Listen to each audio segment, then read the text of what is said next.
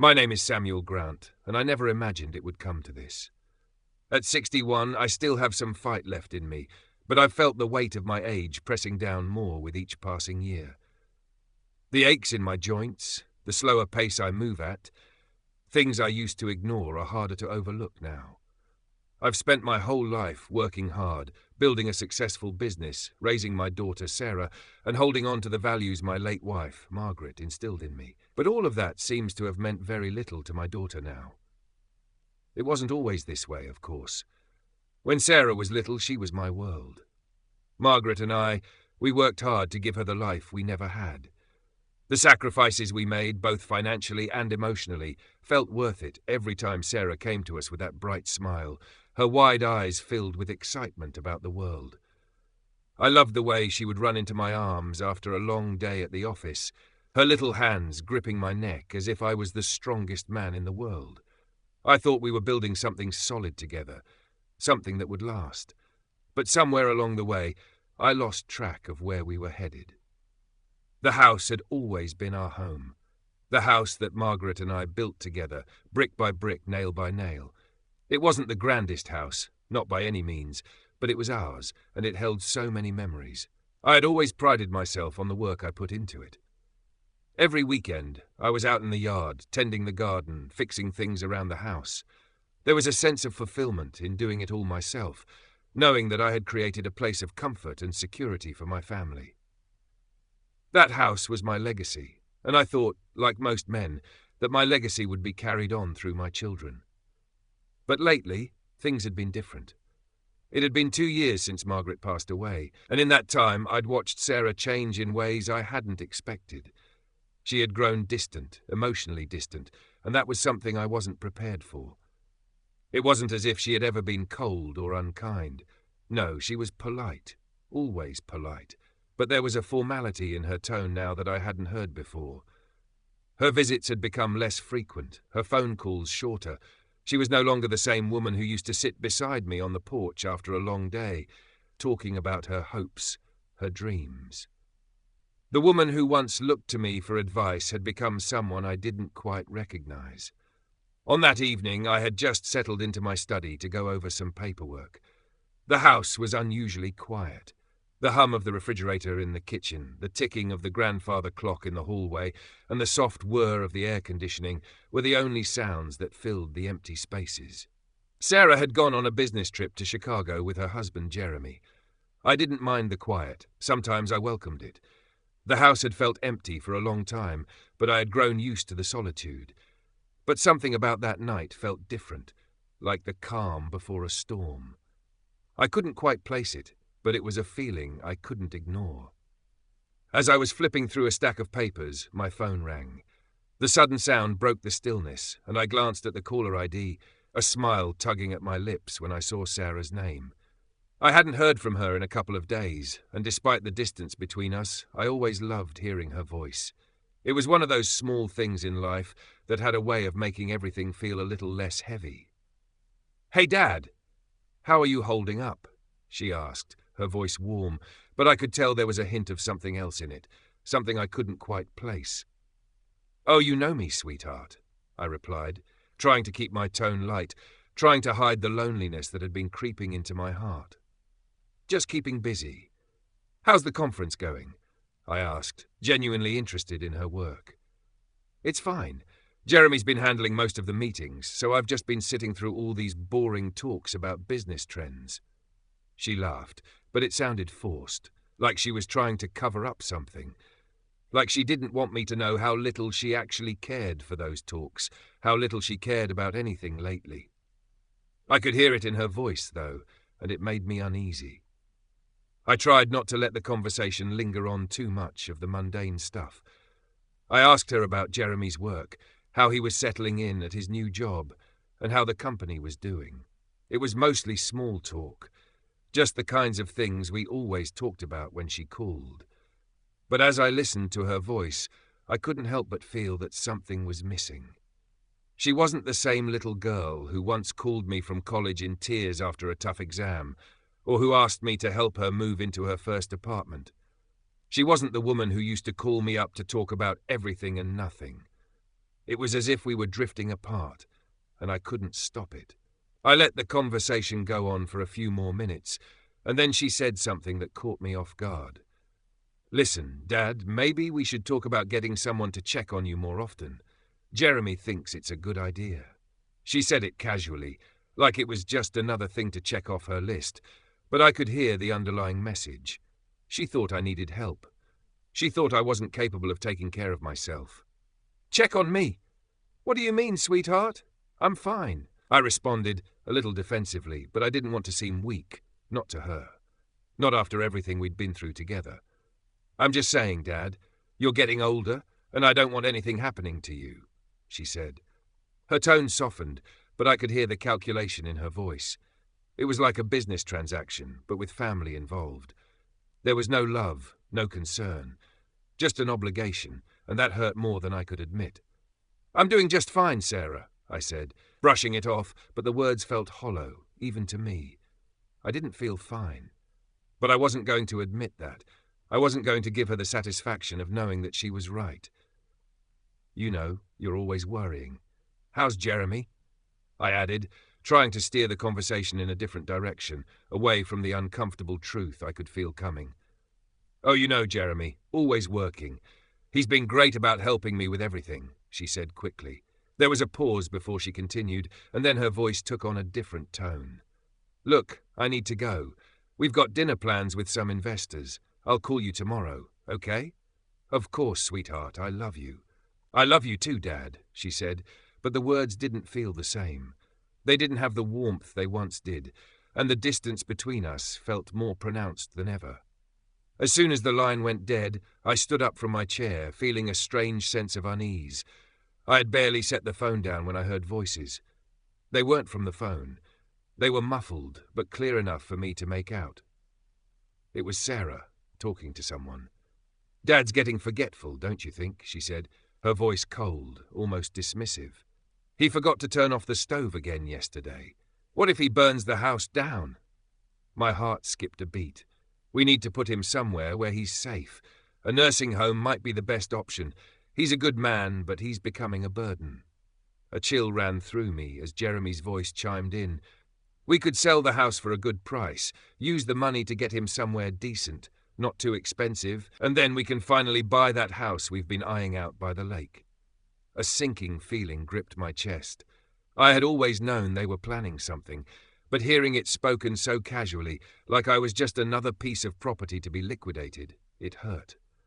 My own daughter, planning to sell the house Margaret and I had worked so hard to build, the home we had raised Sarah in. Before I knew it, my hand was shaking as I hung up the phone. I couldn't believe what I'd just heard. The thought of being cast aside so easily, so coldly, by the people I had sacrificed for all my life, well, it was more than I could bear. The next few days passed in a blur, and I couldn't seem to focus on anything for too long. My mind kept returning to the conversation I had overheard, to Sarah and Jeremy's casual talk of selling my house, moving me into a nursing home, and replacing everything I had built over the years with their dream house by the lake. The house. The house that Margaret and I had worked so hard for, the place where we raised Sarah, celebrated birthdays, and spent countless evenings sitting together after long days, watching the sunset from the back porch. The house was more than just a place. It was a symbol of everything we had worked for, everything we had sacrificed. And yet, to Sarah and Jeremy, it was just a piece of property to be sold for a profit. I couldn't help but feel the weight of that betrayal deep in my chest. It was like I had been stripped of my dignity, my worth, and my years of hard work. Sarah had always been my little girl, the one who looked up to me, the one I'd given everything to. I had put her through school, paid for her weddings, and helped her when she and Jeremy struggled financially. But now, it seemed like all of that was meaningless to her. The love, the sacrifices, none of it mattered anymore. To them, I was just a burden, a man to be disposed of when I was no longer useful. It hit me hard. I'd spent so much of my life doing for others, trying to give Sarah the best possible future, and yet here I was, nothing more than an inconvenience. It wasn't just about the house, though. It was about the betrayal of trust, the way they thought they could manipulate me, control me, and erase my place in their lives. I couldn't let that happen. I spent the next couple of days pacing around the house, trying to keep myself busy, but all I could think about was how to regain control of my life. I wasn't some feeble old man, incapable of making decisions for myself. I had worked hard for everything I had, and I wasn't going to let them take that away. I wasn't ready to be shoved into a nursing home, to have my life taken over by people who didn't even seem to care about me. One night, as I sat at the kitchen table staring at the stack of papers that had become my new reality, bank statements, bills, insurance documents, I had a thought. It wasn't a sudden, dramatic idea. It was more of a quiet realization that had been slowly building in me over the last few days. I could sell the house. I could sell it, take the money, and disappear. I could leave. I could finally live my life on my terms. The idea startled me at first. I had always thought of this house as the place where I would live out my days. But the more I thought about it, the more it seemed like the right decision. If I sold the house, I would have the financial freedom to start over. I could find a small apartment, somewhere quiet, somewhere I could live out the rest of my life without being under anyone's thumb. I didn't need the house. I needed my independence. I knew I couldn't tell Sarah. Not yet, anyway. She would never understand. She would probably try to talk me out of it, maybe even guilt me into staying, claiming that she and Jeremy needed the house. But I had seen the way they were treating me, and I couldn't pretend anymore that everything was okay between us. They didn't respect me, and I wasn't going to wait around for them to take control of my life. The next day, I contacted a real estate agent, someone I had worked with before when Margaret and I were looking for a new home all those years ago.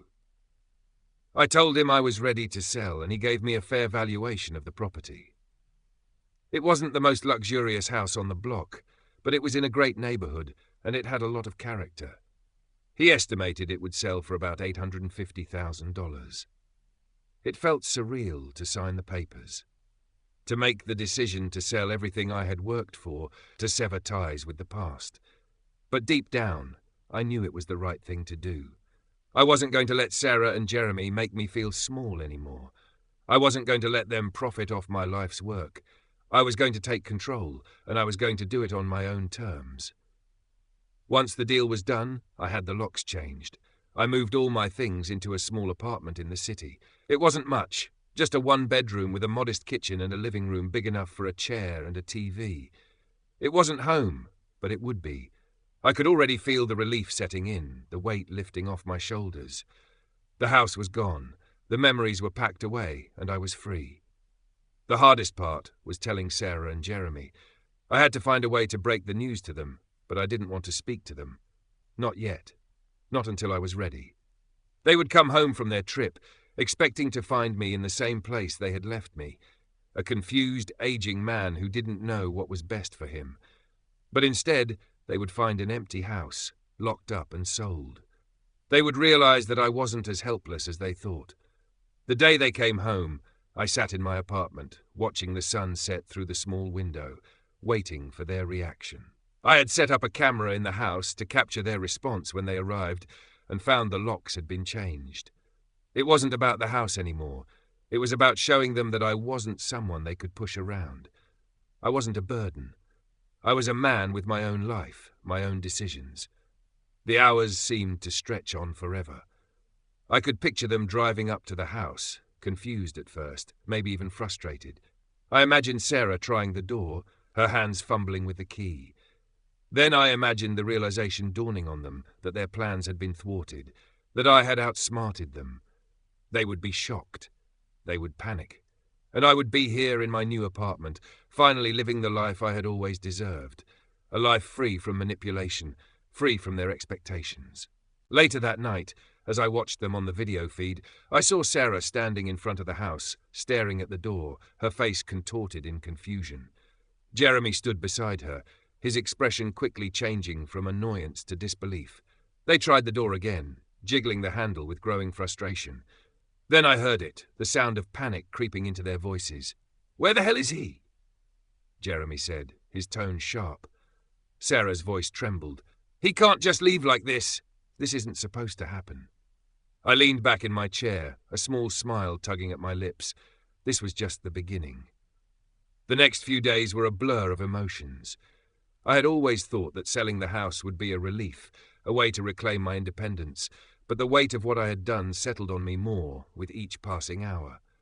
There was an undeniable sense of finality, of letting go, but also something deeper, a feeling of liberation that I hadn't fully expected. I was no longer tied to the house, to Sarah and Jeremy's expectations, to the past that had held me in its grip for so long. I had taken control of my life, and for the first time in a long time, I felt the stirrings of peace. I spent those first few days in my new apartment, pacing around the small space, familiarizing myself with it. The apartment was nothing like the house.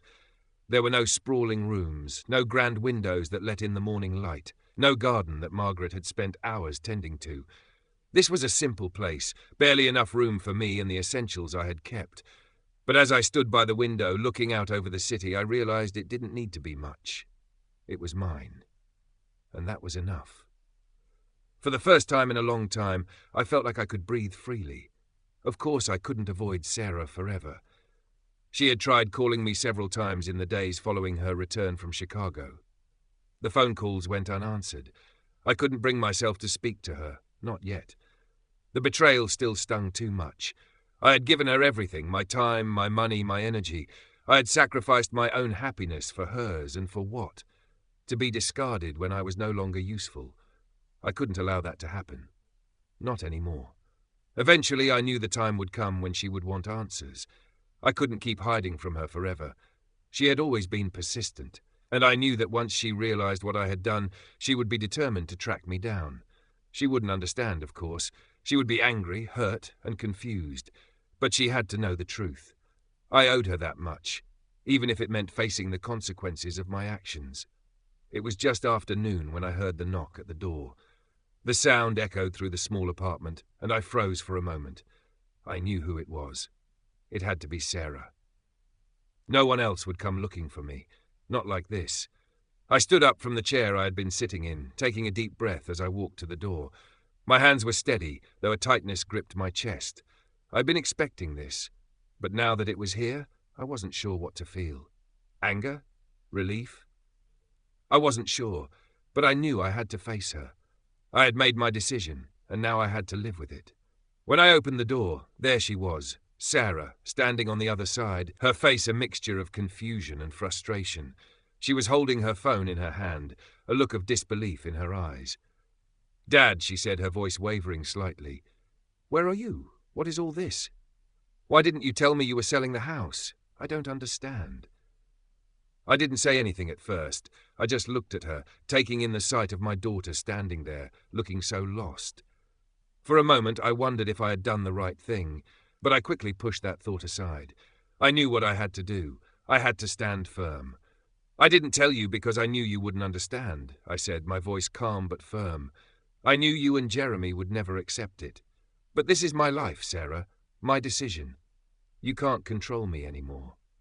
Her eyes widened in shock. "Control you? What are you talking about? I'm just trying to understand why you're doing this. You can't just leave everything behind. The house, the family, everything. Why?" "Everything was always about what was best for you and Jeremy," I replied, my voice thick with emotion. "But when did it ever become about what was best for me? I've spent my whole life taking care of you, helping you, giving you everything I had. And what did I get in return? You and Jeremy planning to send me away like I'm some kind of burden, like I don't matter anymore."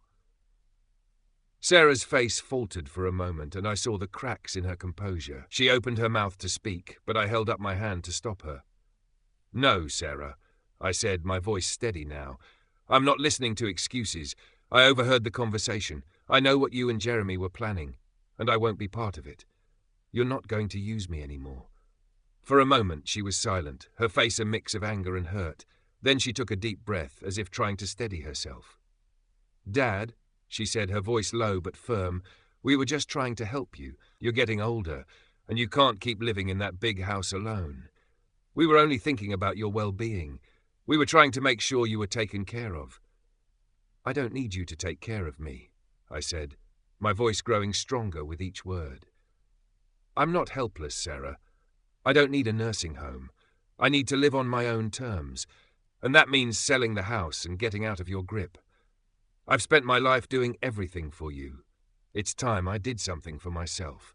She stepped back, her eyes wide with shock. "You don't get it, do you?" she whispered.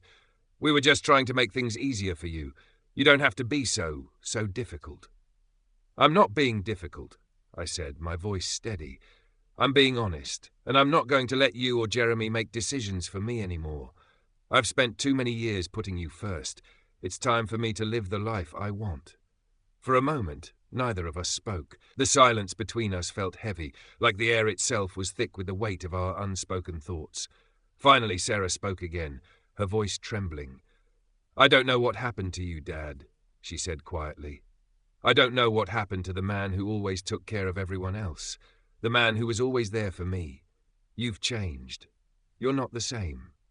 "No, Sarah," I said, shaking my head slowly. "I've changed because I had to. I've spent too many years being someone I wasn't. I've spent too many years doing things because it was what you and Jeremy wanted. But now, I'm doing what I want. I'm not your burden anymore." Her eyes filled with tears, but she wiped them away quickly.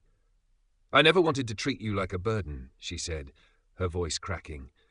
I just wanted to make sure you were okay." "I'm okay, Sarah," I replied, my voice softening just a little. "I'm more than okay, and I'm going to be just fine on my own."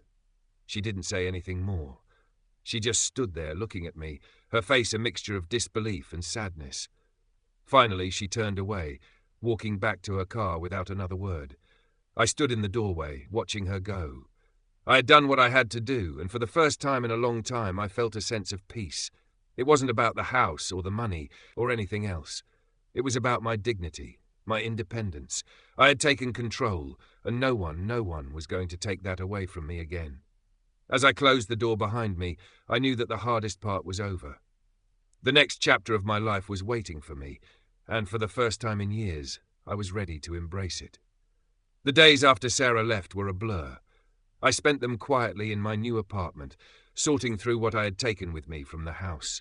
It wasn't much, just a few suitcases of clothes, some old photographs, and a few items of sentimental value that I couldn't bring myself to leave behind. The rest of the house was empty now. It was no longer my home, but a shell of memories that belonged to another time. As I walked around the apartment, I realized how much I had given up to be free. The furniture was simple, the kitchen smaller than I was used to, but it was mine. Every little corner felt like a fresh start, a space where I could be myself again. I had spent most of my life working to provide for others, but now there was no one to answer to except myself.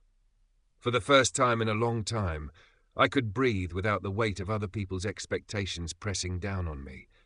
I didn't have to be anyone's idea of what a father should be or what a man should do.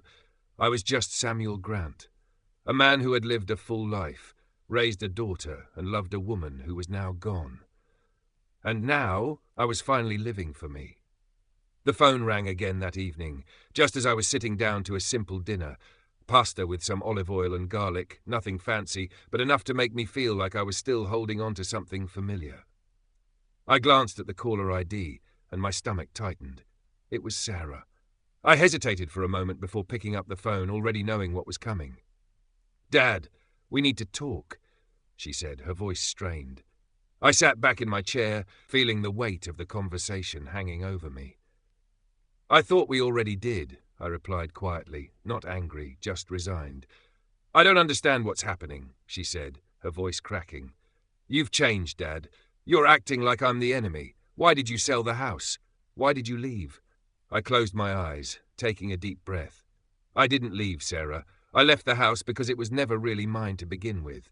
I gave it all to you and Jeremy. I spent years building a life for you, for your future, and it's like none of that mattered." Her voice softened, but I could still hear the frustration underneath. "That's not true. We didn't mean for you to feel like that. We just wanted to make sure you were okay. We were trying to help you." "Help me?" I asked, my voice rising slightly. "You and Jeremy didn't want to help me.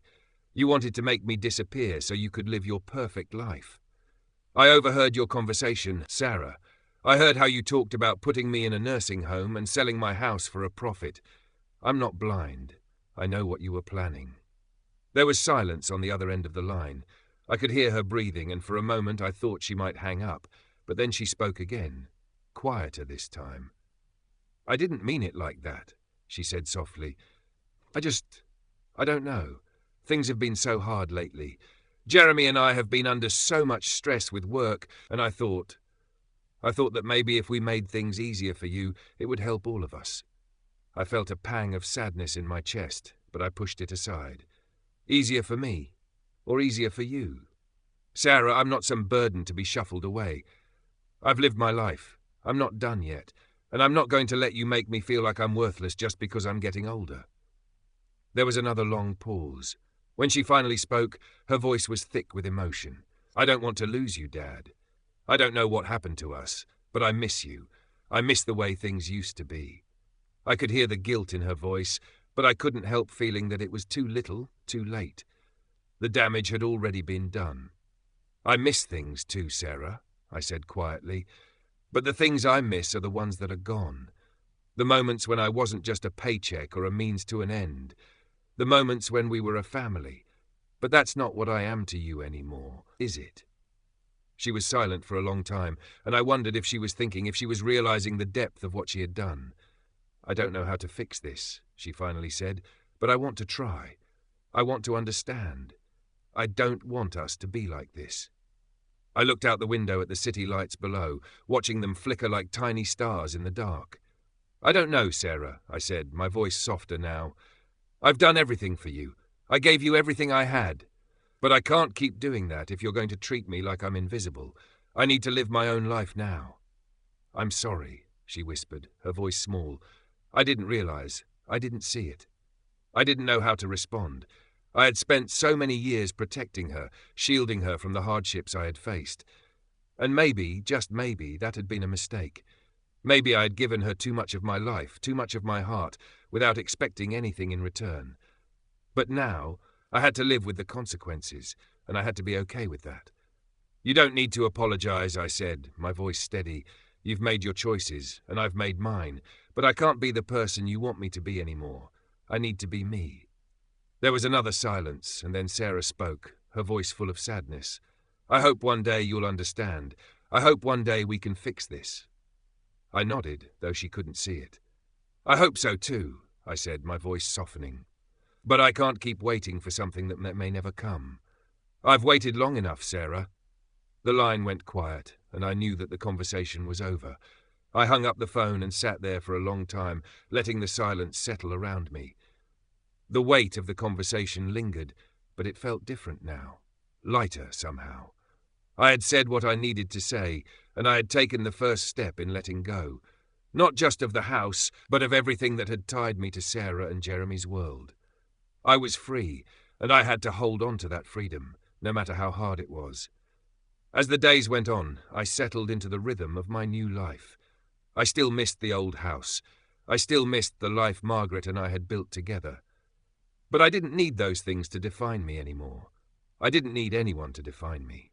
I had my own future to create now, and for the first time in a long time, I felt like I was finally in control.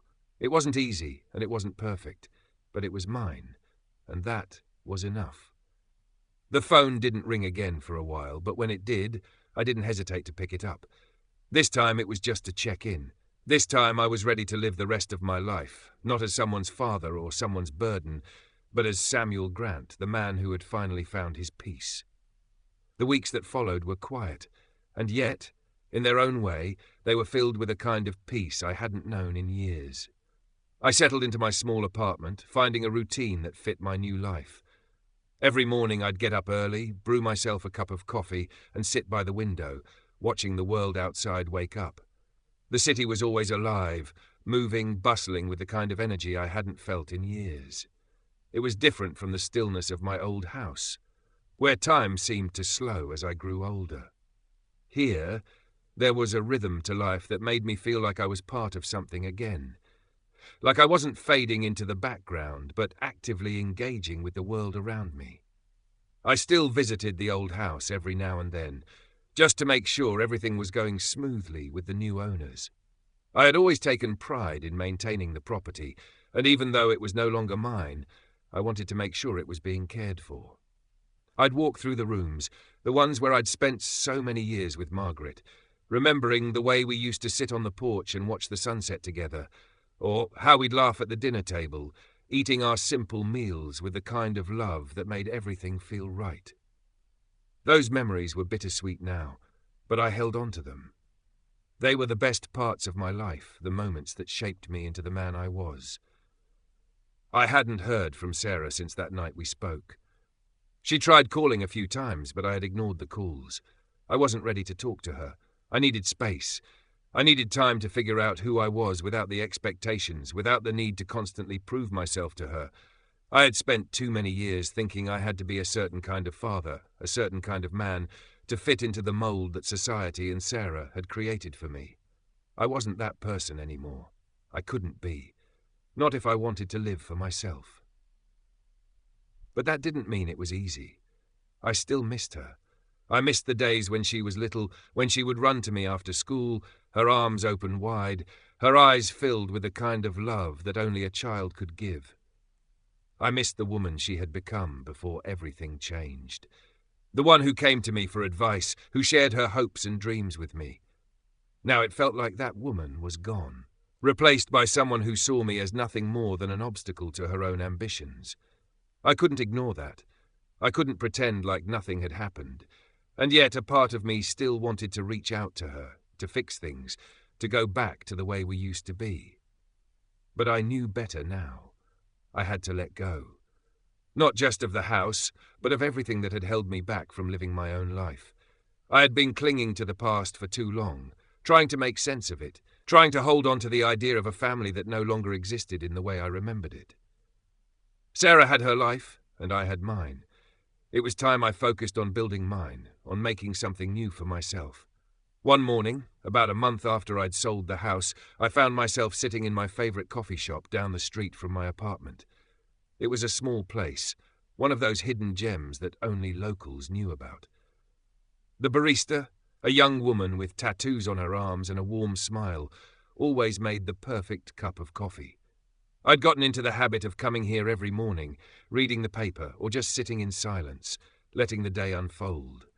I liked the feeling of being part of something, even if it was just this small ritual.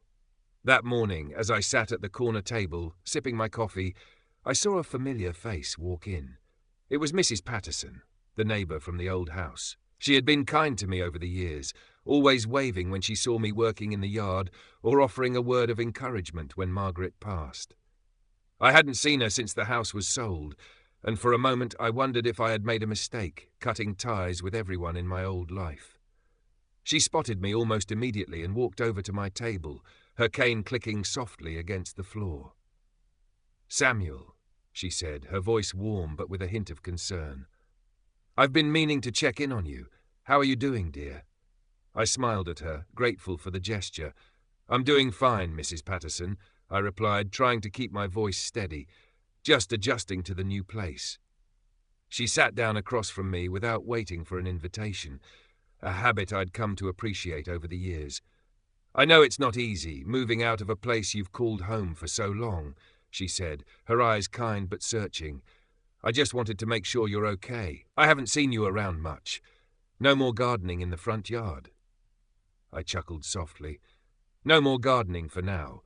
The new owners seem nice enough. They've already started making some changes to the place. But I'm all right. I'm adjusting." Mrs. Patterson nodded, though I could see that she wasn't convinced. "I heard about Sarah and Jeremy," she said gently. "I know you've been through a lot with them, Samuel, but I just want you to know you've got people who care about you. You don't have to go through this alone." Her words were kind, but they hit me in a way I wasn't prepared for. I had been so focused on cutting ties with my old life that I hadn't stopped to think about the people who still cared about me. Mrs. Patterson had been there for me when Margaret was sick, when the house felt empty, and I realized now that I had been too wrapped up in my own anger and hurt to see that I wasn't truly alone. "I appreciate that," I said, my voice softer now. "I've been so focused on moving on on getting away from all the mess that I forgot that people do care. I guess I've been hiding from it all." Mrs. Patterson smiled, reaching across the table and giving my hand a gentle squeeze. "It's never too late to rebuild, Samuel. You've got a lot of life left to live. Don't let it slip away because of the past." Her words stayed with me long after she left the coffee shop. I knew she was right. I had been so focused on what I had lost, Sarah, the house, the life I thought I should have, that I hadn't stopped to think about what I could still gain. There were still people who cared about me. There was still time for me to make something of myself, to rebuild my life in a way that worked for me. That night, I sat down at the small desk in my apartment, a piece of paper in front of me. I didn't know what I was going to write, but I knew I had to start somewhere. Maybe it was a letter to Sarah. Maybe it was just a note to myself. Either way, it was time I took the first step toward healing, toward reconnecting with the parts of my life I had abandoned in favor of anger and resentment. As the words flowed from my pen, I realized something I hadn't fully grasped until that moment. I wasn't done yet. I had a future to build, and no one was going to take that from me. Not anymore. The weeks that followed felt like I was in a new kind of limbo. The initial surge of liberation I felt when I sold the house, moved into the apartment, and cut off the ties that had bound me for so long began to settle into something more complex. It wasn't exactly regret, but there were moments when I found myself looking at the empty walls of my apartment and feeling a deep loneliness creep in. I missed the comfort of the familiar, Margaret's favourite chair, the smell of the kitchen after a meal, the way the house used to feel like a home. Now everything was new, everything was unfamiliar, and even though I had my independence back, there were moments when it felt too quiet, too still. But despite that, something had shifted in me. I wasn't the man I had been before, one who would have just accepted everything, swallowed his feelings and played the role of the dutiful father. No, I was done with that. I was done with being the person everyone else expected me to be. I was done with being used and taken for granted. The world may have thought I was old, frail, someone who needed to be looked after and controlled, but I knew better. I wasn't done yet. And I was going to prove that to myself and to anyone who doubted me. I started spending more time out in the city, walking the streets, visiting local shops, and even picking up a few small hobbies that kept my mind busy. I took up painting, something I'd always been curious about but had never made time for. I spent afternoons in the local art supply store, picking out brushes, canvases, and colours, experimenting with landscapes and abstract forms. It wasn't about making masterpieces. It was about finding a way to express myself that had nothing to do with anyone else's expectations. On one of those afternoons, as I was walking home from the art store with a new set of paints in hand, I passed by a small park near my apartment building. It was one of those tucked-away places that not many people knew about, a quiet corner of green in the middle of the city. I'd passed it many times before, but today something stopped me. I wasn't sure what it was, but I felt an overwhelming urge to sit on one of the benches. So I did. The park was empty except for an elderly man sitting at the far end, feeding the pigeons. His presence was calming, somehow, a reminder that life moves in cycles, and that no matter how old you get, there's still beauty in the small things. I watched him for a while, thinking about how life had a way of bringing things full circle, how one moment you could be caught in the whirlwind of your past, but then the next you could find peace in something as simple as a bench and a handful of pigeons. I felt a sense of peace wash over me that day. It was a moment of clarity, one I didn't expect, but desperately needed. I wasn't going to let myself be defined by what I had lost or by the bitterness of betrayal. I was going to make the most of what I still had, my freedom, my health, and the chance to rebuild. The next morning, I decided to take a step I hadn't planned on. I called Sarah. It wasn't an easy decision, but I knew it was the right one. I hadn't spoken to her in weeks, and every time I thought about it, I felt the conflict in my chest. The anger, the hurt, the sense of betrayal, they were all still there, just below the surface. But so was the love. It hadn't gone away. It was just buried under all the years of expectations and sacrifices. The phone rang for what felt like an eternity before she picked up. "Dad?" Sarah's voice was soft, hesitant, almost surprised to hear from me. "Hey, Sarah," I said, my voice steady but not without emotion. "I thought it was time we talked." There was a pause, and I could hear her breathing on the other end, unsure of what to say. I don't know what to say, Dad," she admitted. "I didn't think you'd call. I didn't think you'd want to talk to me after everything." "I needed some time," I replied, my words slow, carefully chosen. "And I'm sure you did too.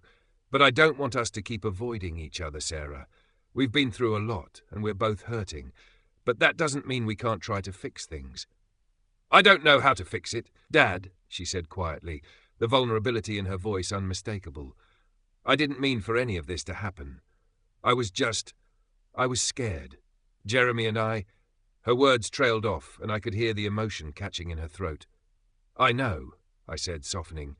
"But you need to understand something, Sarah. I'm not a burden. I'm not something you can just cast aside when it's convenient for you. You've treated me like I'm disposable, like I don't matter. But I do matter, and I won't let you make me feel like I don't." She didn't answer at first, and for a moment I wondered if I'd said too much. But then I heard her take a deep breath, as if she was collecting her thoughts, gathering the courage to say what needed to be said.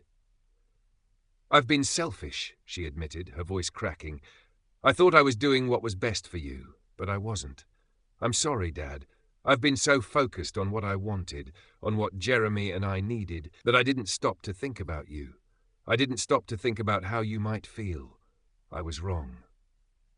Hearing her say that, hearing the sincerity in her voice, broke something in me. For the first time in weeks, I felt the weight of the anger and the resentment I'd been holding on to begin to lift. I'd spent so much time being angry at her, at what she and Jeremy had planned, that I hadn't really stopped to listen to her side of it. She had been struggling too. She had been overwhelmed and unsure of how to handle everything. "I understand, Sarah," I said, my voice gentler now. "I know you were trying to help, but it's not just about the house or the money. It's about respect. It's about understanding that I'm still here, still a person with my own needs, my own life. I don't want to be a project for you. I want to be your dad." She was quiet for a moment, and I could hear the tears in her voice as she spoke again. "I've missed you, Dad. I've missed everything. I don't know how we got so far apart, but I want to try. I want to fix this." I closed my eyes, letting her words sink in. It wasn't going to be easy. There was a lot of work to do, a lot of wounds to heal. But this was the first step, the first real step toward rebuilding our relationship, not from the ground up, but from a place of honesty and understanding. "I want to try too, Sarah," I said, feeling a small weight lift off my shoulders. "But it's going to take time, and we have to be patient with each other. I'm not going to forget what happened, but I'm willing to move forward, if you are." "I am," she replied, the relief in her voice evident. "I am." We talked for a little while longer, about the things that had changed, about the future. It wasn't easy. There was still a lot of unanswered questions, a lot of pain to process, but I felt something shift between us. Something real, something honest. And for the first time in a long time, I felt a glimmer of hope. After we hung up, I sat back in my chair, the weight of the conversation still heavy in the air, but it wasn't a bad kind of heavy. It was the kind of heavy that comes with moving forward, with healing. I wasn't sure what the future would hold for Sarah and me, but I knew one thing for certain. I wasn't giving up on her. Not yet, and maybe, just maybe, she wasn't giving up on me either. The following weeks were a delicate dance, each step one of uncertainty, hesitation, and a quiet kind of hope. Sarah and I had reconnected, but it wasn't as simple as picking up where we left off. There was no reset button in relationships like there was in some video games. The hurt wasn't something you could just erase with a couple of conversations. It was a deep, aching wound that had taken root over the years, and healing it would take time. But it was a start. I began seeing Sarah more regularly, though our meetings were still cautious.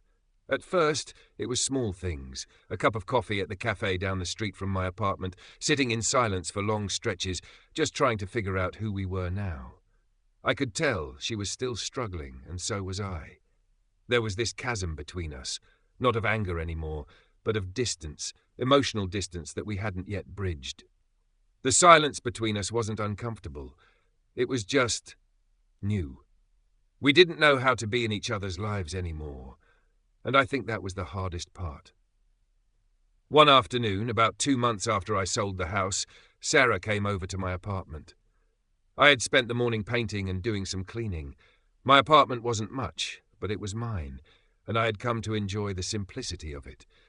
The lack of clutter, the quiet mornings where I could just focus on myself without anyone needing anything from me. When Sarah knocked on the door, I was still holding the paintbrush in my hand, wiping it on a rag as I walked to answer. Her face, when she saw me, was a mixture of concern and something else I couldn't quite place. "Dad," she said softly, stepping inside. "I hope I'm not interrupting."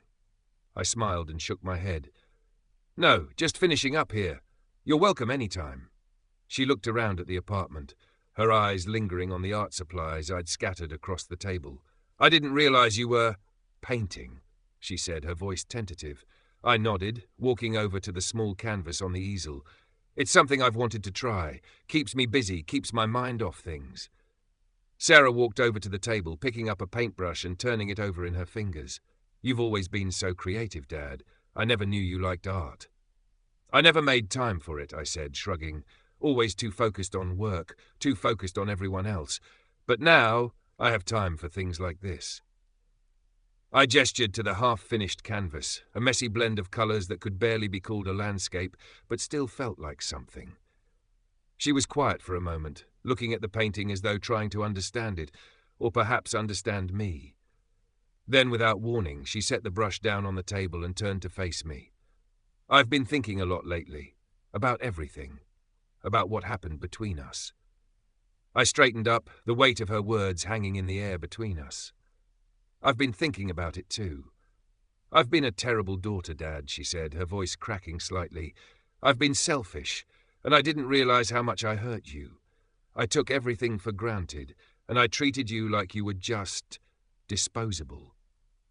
I didn't know what to say at first. The words she spoke stung, but they also carried the weight of years of guilt she'd been carrying with her.